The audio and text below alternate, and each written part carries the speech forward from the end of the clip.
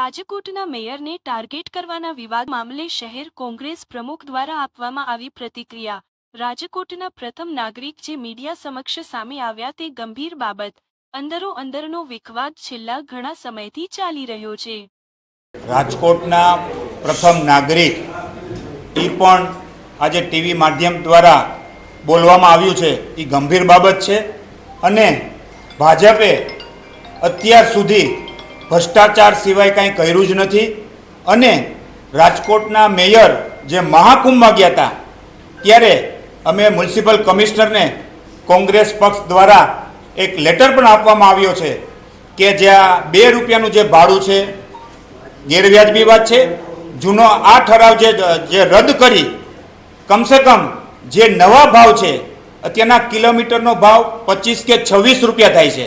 તમે non AC લઈ જાઓ તો 17-18 રૂપિયા લે છે અને એસી લઈ જાઓ તો 25 થી 26 રૂપિયા લે છે। એવું એટલે કમિશનરને અમે એક લેટર પણ મોકલ્યો છે કે મેયર પાસેથી પ્રતિ કિલોમીટર 20 રૂપિયા લેવામાં આવે એવી અમારી કોંગ્રેસ પક્ષની માગણી છે।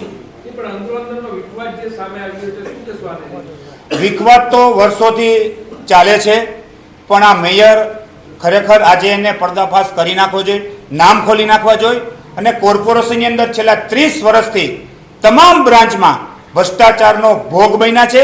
લોકોના એક પણ કામ થતા નથી। આ ગંભીર બાબત છે।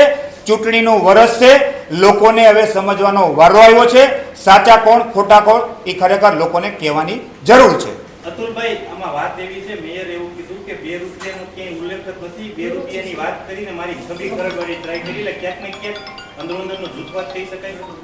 અંદરોઅંદરનો તો જૂથવાદ છે જ। મેયર જ્યાં ગયા છે એના ફોટા અહીંયા આવી જાય અને એના લોકોએ આ ફોટા મોકલા છે એટલે મેયરનું પણ ખુલ્લું પડી ગયું છે। અને જે ઠરાવ છે એ આજથી 10 વર્ષ પહેલાનો ઠરાવ હતો 2 રૂપિયાનો।